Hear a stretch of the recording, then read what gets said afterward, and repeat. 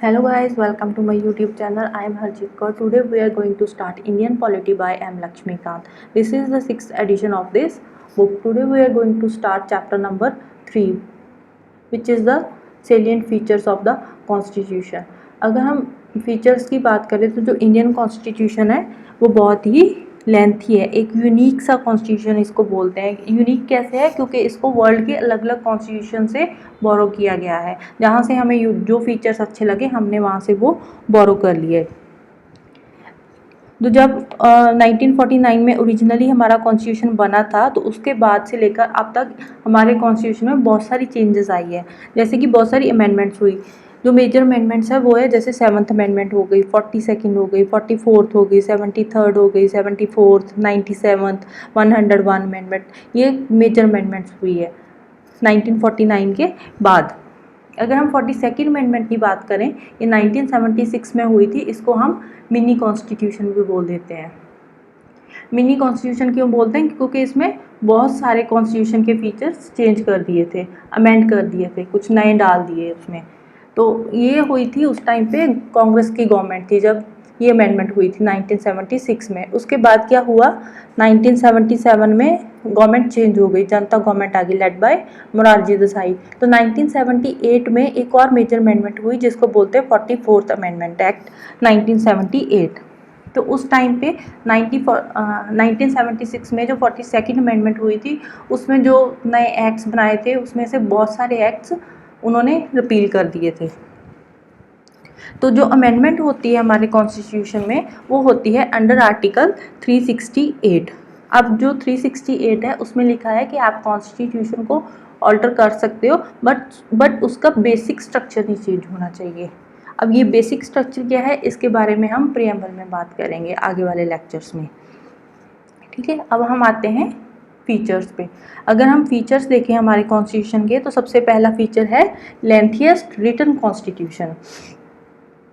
जो कॉन्स्टिट्यूशन होता है वो दो तरह का होता है, एक रिटन होता है, एक होता है हमारा अनरिटन। रिटन जैसे कि अमेरिका का कॉन्स्टिट्यूशन है, अनरिटन जैसे कि ब्रिटिश का कॉन्स्टिट्यूशन है। ब्रिटिश का जो कॉन्स्टिट्यूशन है वो ओरल है, ओरली होता है सब कुछ, वहाँ पे कुछ भी कहीं पे रिटन नहीं है।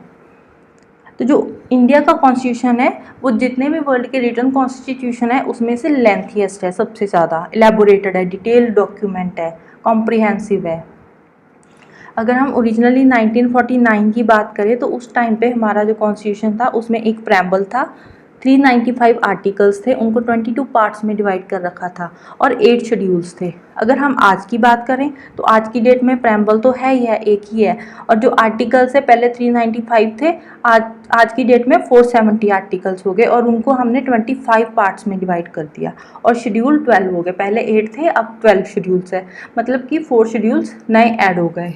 1951 से लेकर आज तक तकरीबन 20 आर्टिकल्स हमारे डिलीट हो गए और एक पार्ट जो 7 था वो भी डिलीट कर दिया हमने, और उसकी जगह पे हमने 4 पार्ट्स नए ऐड कर लिए। जो नए ऐड किए वो कौन कौन से पार्ट है?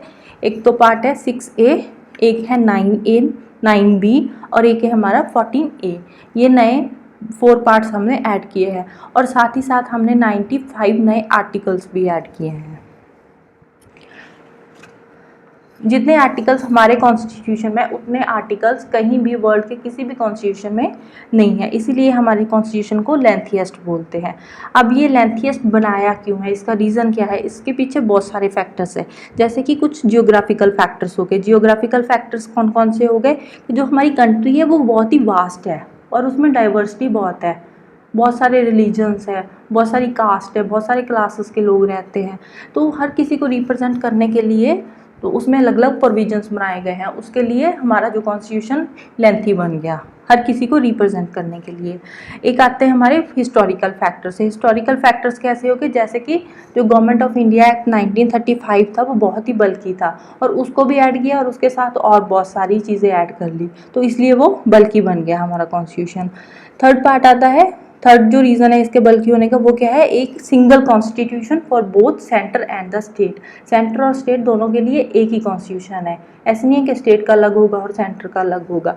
पहले जैसे था जम्मू एंड कश्मीर का अलग से था कॉन्स्टिट्यूशन, तो वो अब हटा दिया गया है। अब आज की डेट में जम्मू और कश्मीर भी इंडिया के कॉन्स्टिट्यूशन के हिसाब से ही काम करता है। जो आर्टिकल 370 था उसको हमने डिसेबल कर दिया। एक आता है dominance of legal luminaries in the constituent assembly. अब जो हमारी असेंबली है उसमें बहुत सारे लीगल एक्सपर्ट्स हैं, तो उसके हिसाब से हमने अपने कॉन्स्टिट्यूशन को बनाया। अब जो हमारा कॉन्स्टिट्यूशन है उसमें बहुत सारे फंडामेंटल प्रिंसिपल्स भी हैं और साथ में कुछ एडमिनिस्ट्रेटिव प्रोविजंस भी है।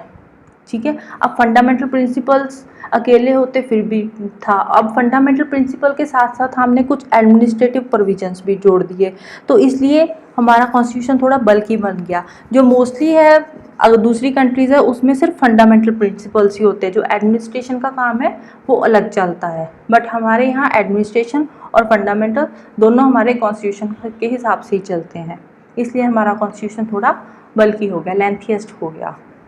नेक्स्ट हम बात करते हैं ड्रान फ्रॉम वेरियस सोर्सेस। ठीक है, ये हम देख चुके हैं, ये है हमारा ड्रान फ्रॉम वेरियस सोर्सेस। अब हमने कौन कौन से सोर्सेस से हमारा कॉन्स्टिट्यूशन लिया है, कहाँ कहाँ से, कौन सी कंट्री में से कौन से प्रोविजंस लिए हैं, ये एक पीछे ना इस जो यहाँ पे चैप्टर 3 ख़त्म होता है वहाँ पे एक टेबल बनाया हुआ है, उसमें पूरा लिखा भी हुआ है कि कौन से कॉन्स्टिट्यूशन में कौन सा प्रोविज़न लिया गया है। तो वो टेबल अगर आप चाहो तो उसको पढ़ सकते हो। मैं तो यही बोलूँगी कि उसको रट्टा लगा लो, क्योंकि एग्ज़ाम के पर्सपेक्टिव से बहुत इंपॉर्टेंट है और वो आता भी है एग्ज़ाम में। और हम यहाँ पे देखते हैं कि कैसे कैसे बोरो किए हैं हमारे कौन कौन से प्रोविजंस। एक तो देखो गवर्नमेंट ऑफ इंडिया एक्ट आ गया 1935, वहाँ से मेजर पार्ट हमारे कॉन्स्टिट्यूशन का लिया गया है।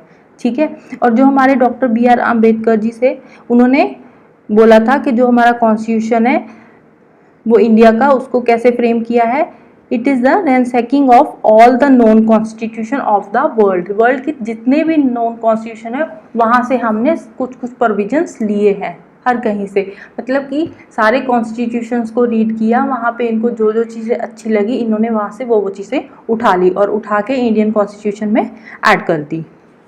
इसमें अब अलग अलग पार्ट्स भी आ जाते हैं, जैसे कुछ स्ट्रक्चरल पार्ट है हमारे कॉन्स्टिट्यूशन का, कुछ फिलोसफिकल पार्ट है, कुछ पॉलिटिकल पार्ट है। अगर हम स्ट्रक्चरल पार्ट की बात करें तो जो हमारे कॉन्स्टिट्यूशन का स्ट्रक्चरल पार्ट है, मतलब बेसिक स्ट्रक्चर है, वो हमने गवर्नमेंट ऑफ इंडिया एक्ट 1935 से लिया है। जो फिलोसफिकल पार्ट है, जैसे कि फंडामेंटल प्रिंसिपल्स आ गए, directive principles of state policy आ गए, वो हमने लिया है अमेरिकन कॉन्स्टिट्यूशन और आयरिश कॉन्स्टिट्यूशन से। जो फंडामेंटल प्रिंसिपल्स है, फंडामेंटल राइट्स है हमारे, वो हमने लिए हैं अमेरिका से, और जो हमारे directive principles of state policy है वो हमने लिए हुए हैं आयरिश कॉन्स्टिट्यूशन से। नेक्स्ट हम बात करते हैं पॉलिटिकल पार्ट की। जो हमारा पॉलिटिकल पार्ट है कॉन्स्टिट्यूशन का, जैसे कि एग्जीक्यूटिव हो गया, लेजिस्लेचर हो गया, तो ये हमने कहाँ से लिए हैं, ये हमने ब्रिटिश कॉन्स्टिट्यूशन से लिए हैं। और भी बहुत सारे प्रोविजंस हैं हमारे कॉन्स्टिट्यूशन में जो हमने अलग अलग कंट्रीज से लिए हैं, जैसे कि कनाडा से बहुत सारे लिए हैं, ऑस्ट्रेलिया से, जर्मनी से, USSR जिसको रशिया बोलते हैं वहाँ से, फ्रांस से, साउथ अफ्रीका से, जापान से, एंड और बहुत सारी कंट्रीज़ में से छोटे छोटे फीचर्स हमने उठाए हुए हैं। मोस्टली जो मतलब मेन इन्फ्लुएंस है वो है हमारा गवर्नमेंट ऑफ इंडिया एक्ट 1935 का है। ठीक है, जो फेडरल स्कीम हो गई, judiciary, governor, emergency powers, public service commission और बहुत सारे एडमिनिस्ट्रेटिव जो डिटेल्स है वो हमने गवर्नमेंट ऑफ इंडिया एक्ट 1935 से ही ले रखे हैं। मतलब कि जो हमारा कॉन्स्टिट्यूशन है उसके हाफ से ज़्यादा जो प्रोविजंस है वो हमने गवर्नमेंट ऑफ इंडिया एक्ट 1935 से ही लिए हुए हैं। ये अब फेडरल स्कीम, जुडिशरी, गवर्नर जो मैंने बताया है, ये सब कुछ होता क्या है, ये हम आगे बुक में डिटेल में इसके अलग अलग चैप्टर्स हैं उसको हम पढ़ेंगे कि ये क्या क्या होता है। जैसे इमरजेंसी पावर्स हो गए, इमरजेंसी कब लगती है, 352 आर्टिकल के अंडर लगती है, 368 के अंडर लगती है, तो ये हम आगे जाके इसके चैप्टर्स में करेंगे। नेक्स्ट हम बात करते हैं blend of rigidity and flexibility. Sorry, मैंने वो बोल दिया था कि इमरजेंसी 368 में लगती है, 368 में नहीं लगती, इमरजेंसी होती है 352 में, 358 में और 360 आर्टिकल में ही होती है, ये 3 में होती है इमरजेंसी। इसका एक अलग से चैप्टर है, वहाँ पे हम देखेंगे। नेक्स्ट हमारा आ गया blend of rigidity and flexibility. ठीक है, हमारा कॉन्स्टिट्यूशन रिजिड भी है और फ्लेक्सिबल भी है, मतलब दोनों चीज़ें आ जाती है हमारे कॉन्स्टिट्यूशन में अगर हम देखें तो। रिजिड कैसे है, अगर हम बात करें रिजिड की कि हमारा कॉन्स्टिट्यूशन रिजिड है, रिजिड मीन्स इसको अमेंड करने के लिए एक स्पेशल प्रोसीजर चाहिए, जैसे कि अमेरिका का कॉन्स्टिट्यूशन है। जो अमेरिका का कॉन्स्टिट्यूशन है वो बहुत ही रिजिड है, उसको जल्दी जल्दी हम अमेंड नहीं कर सकते, ठीक है। अगर हम बात करें अमेंड करने की तो फ्लेक्सिबिलिटी की, तो फ्लेक्सिबिलिटी ब्रिटिश कॉन्स्टिट्यूशन में, ब्रिटिश कॉन्स्टिट्यूशन को सिंपल मेजोरिटी से आराम से अमेंड कर सकते हैं, ठीक है। और जो इंडिया का कॉन्स्टिट्यूशन है वो ना तो ज़्यादा रिजिड है और ना ही फ्लेक्सिबल है, ठीक है। आर्टिकल 368 में 2 टाइप्स की अमेंडमेंट्स आती है, जो कि जैसे कि कुछ प्रोविजंस होते हैं हमारे कॉन्स्टिट्यूशन के जिसको हम स्पेशल मेजोरिटी से ही अमेंड कर सकते हैं। स्पेशल मेजोरिटी क्या होती है? 2/3 of the majority of members of each house present and voting and majority of the total membership of each house। इसका मतलब क्या है, पहले हम इसको देखते हैं, ठीक है। 2/3 majority of the members of each house present and voting, इसका मतलब क्या है? मतलब कि जिस दिन वोटिंग हुई उस दिन जितने मेंबर्स पार्लियामेंट में प्रेजेंट थे उसका 2/3 कितना होगा, ठीक है। और वो जितना भी होगा 2/3 वो आपकी टोटल मेजोरिटी से ज़्यादा होना चाहिए, ठीक है। जैसे कि हम एक एग्जांपल लेते हैं, जैसे कि लोकसभा की ले लेते हैं। लोकसभा के आज की डेट में कितने मेंबर है? 545 मेंबर्स है, ठीक है। तो सपोज किसी दिन 510 मेंबर्स आए हैं, उस दिन वोटिंग हुई, स्पेशल मेजोरिटी हम कर रहे हैं, वोटिंग हुई, 510 मेंबर्स प्रेजेंट थे, तो 510 का 2/3 कितना हो गया? 170 हो गया, ठीक है। और 170 इंटू 2 340 हो गया, इसका 2/3 510 का 340। और अगर हम 545 का हाफ देखें तो वो होगा 272, जो 340 है वो 272 से ज़्यादा है, तो मतलब ये स्पेशल मेजोरिटी हो गई, ठीक है। Special majority of the parliament which is a 2/3 majority of the members of each house present and voting and majority of the total membership. Total membership की मेजोरिटी जितने मेंबर्स है उसका 50% प्लस 1, ठीक है। इतना होना, ये है हमारी स्पेशल मेजोरिटी। इसका आगे के चैप्टर्स में भी एक्सप्लेन किया हुआ है, वहाँ पे भी मैं बताऊंगी, यहाँ पे तो मैंने ऐसी बेसिक सा बता दिया है। सेकंड क्या है? Some of the provisions can be amended by special majority of the parliament and with the ratification by half of the total states. एक तो स्पेशल मेजोरिटी तो होएगी ही होएगी, प्लस उसमें आधे स्टेट्स की रेटिफिकेशन भी होनी चाहिए। अगर आप कुछ अमेंड करना चाहते हो, 2 तरह की होती है, एक तो स्पेशल मेजोरिटी होगी जो मैंने अभी बताई है, सेकंड आ गई स्पेशल मेजोरिटी और साथ में ratification of half of the states. ये 2 तरह की मेजोरिटी है, ये आती है अंडर आर्टिकल 368। एक होती है आपकी simple majority. Simple majority means simple एक ऑर्डिनरी लेजिस्लेटिव प्रोसीजर के थ्रू उसको चेंज कर देना। कुछ फीचर्स ऐसे हैं जिसको सिंपल मेजोरिटी से भी पास किया जाता है, और ये जो सिंपल मेजोरिटी है वो 368 के अंडर नहीं आती। और नेक्स्ट हम बात करते हैं फेडरल सिस्टम विद यूनिटरी बायस।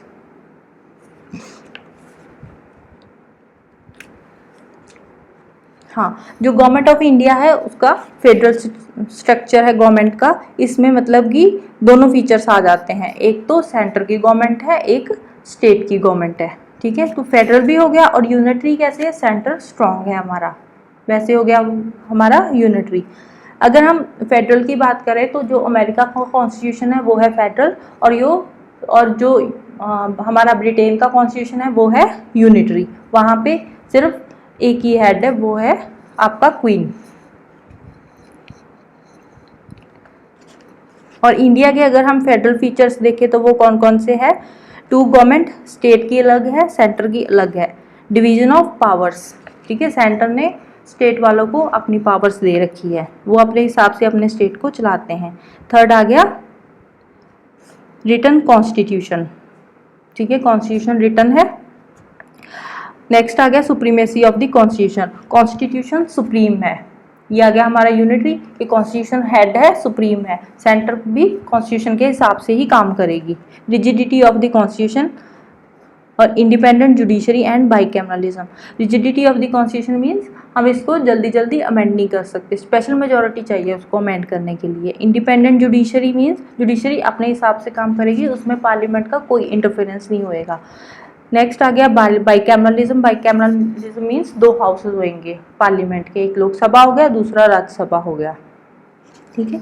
ये हमारे थे कुछ फेडरल फीचर्स कॉन्स्टिट्यूशन के। नेक्स्ट हम बात करते हैं यूनिटरी फीचर्स के, कौन कौन से हमारे इंडिया के पार्लियामेंट के यूनिटरी फीचर्स है, या हम इसको नॉन फेडरल फीचर्स भी बोलते हैं, जैसे कि स्ट्रॉन्ग सेंटर, सेंटर जो है वो स्ट्रॉन्ग रहेगा हमारा। ऑल्दो स्टेट्स की अपनी गवर्नमेंट होती है, बट अगर कहीं पे स्टेट अच्छे से काम नहीं कर रही तो वहाँ पे सेंटर आके इंटरवीन करेगा। अगर कोई स्टेट का कि गवर्नमेंट काम नहीं कर रही अपने चीफ मिनिस्टर के अकॉर्डिंग, या चीफ मिनिस्टर अच्छे से स्टेट में काम नहीं कर रहा, तो वहाँ पे प्रेसिडेंट रूल भी लग सकता है। नेक्स्ट आ गया सिंगल कॉन्स्टिट्यूशन। अब कॉन्स्टिट्यूशन तो एक ही रहेगा, स्टेट का अलग से होएगा ही नहीं। जम्मू कश्मीर का था, आज की डेट में तो वो भी नहीं है, उसको भी डिसेबल कर दिया आर्टिकल 370 को भी। नेक्स्ट आ गया सिंगल सिटीजनशिप। अब जो भी कोई एक स्टेट में रह रहा है तो उसकी एक इंडियन सिटीजनशिप होएगी, ऐसे स्टेट की अलग अलग सिटीजनशिप नहीं होएगी। जैसे कोई यूपी में रह रहा है तो उसकी वो इंडियन सिटीजन होएगा, ऐसे नहीं है कि वो यूपी का सिटीजन है, या कोई बिहार का सिटीजन है, या हरियाणा का सिटीजन है, पंजाब का सिटीजन है, या महाराष्ट्र का सिटीजन है, ऐसा कुछ नहीं होता। सारे इंडियन सिटीजन है जितने भी इंडिया में लोग रह रहे हैं। अब जो जैसे हम अमेरिका की बात करें तो अमेरिका में डुअल सिटीजनशिप है, एक तो अमेरिकन सिटीजनशिप है और दूसरी स्टेट की सिटीजनशिप उनके पास अलग से होती है। Next flexibility of the constitution. Constitution flexible है, कुछ फीचर्स कॉन्स्टिट्यूशन के ऐसे हैं जिसको हम सिंपल मेजॉरिटी से भी अमेंड कर सकते हैं। Next integrated judiciary, appointment of state governor bye centre, all India services, emergency provisions and so on. जो गवर्नर है, जो स्टेट का गवर्नर होता है, स्टेट का हेड होता है, उसको कौन अपॉइंट करता है? हमारा प्रेसिडेंट अपॉइंट करता है। तो वहाँ पे हमारा सेंटर स्ट्रांग हो गया। ऑल इंडिया सर्विसेज के जो मेंबर्स जाते हैं उनको भी कौन अपॉइंट करता है? उनको भी हमारा प्रेसिडेंट ही अपॉइंट करता है। इमरजेंसी प्रोविजंस, जब इमरजेंसी कहीं पे लगती है तो वहाँ पे सेंटर का ही रूल होता है, वहाँ पे भी स्टेट्स की कोई इंटरवेंशन नहीं होती। आगे हम अगर टर्म फेडरेशन की बात करें तो कॉन्स्टिट्यूशन में कहीं भी ये मेंशन नहीं है वर्ड फेडरेशन। इवन के जो आर्टिकल 1 है उसमें भी यही लिखा हुआ है कि India as a union of states. तो फेडरेशन तो वहाँ भी नहीं लिखा हुआ, वहाँ पे भी ये इम्प्लिसिट इसका मीनिंग बताया गया है कि जो इंडिया है वो फेडरेशन है, ये कि कोई स्टेट की एग्रीमेंट से नहीं बना हुआ, स्टेट्स अपने आप आए हैं, अपनी मर्जी से आए हैं। दूसरा क्या है? No state has the right to cede from the federation. जो इंडिया में जितनी भी स्टेट्स है वो अपनी मर्जी से इंडिया से अलग नहीं हो सकती। अगर कोई अमेंडमेंट होती है तो वो पार्लियामेंट के हिसाब से ही होएगी। तो इसमें कुछ पॉलिटिशियंस हैं, उन्होंने अपने व्यू पॉइंट्स दिए हैं इंडियन कॉन्स्टिट्यूशन को लेकर, जैसे कि के.सी. वीरे हैं, उन्होंने बोला है इंडिया के कॉन्स्टिट्यूशन, इंडिया के फेडरल सिस्टम को क्वासी फेडरल बोला है, क्योंकि ना तो ये फेडरल है और ना ही यूनिटरी है, तो उन्होंने इंडियन कॉन्स्टिट्यूशन को क्वासी फेडरल बोल दिया। अब एक है हमारे मॉरिस जोन्स, उन्होंने इंडियन कॉन्स्टिट्यूशन को बोला है बार्गेनिंग फेडरलिज्म। और एक है ग्रैनविल ऑस्टिन, उन्होंने बोला है कोऑपरेटिव फेडरलिज्म। और एक है हमारे आइवर जेनिंग्स, उन्होंने बोला है federation with the centralising tendency. अब इनको एक बार पढ़ लेना अच्छे से, कई बार पेपर में क्वेश्चन आ जाता है मैच द फॉलोइंग में कि किसके क्या व्यू पॉइंट्स है। इसके साथ ही हम आज का ये लेक्चर ख़त्म करते हैं। नेक्स्ट हम आगे बात करेंगे पार्लियामेंट्री फॉर्म ऑफ गवर्नमेंट की, इसका नेक्स्ट लेक्चर में हम इसको देखेंगे। अगर आपको मेरी आज की वीडियो पसंद आई हो तो प्लीज़ लाइक, शेयर और सब्सक्राइब कर देना। Thank you so much, have a nice day.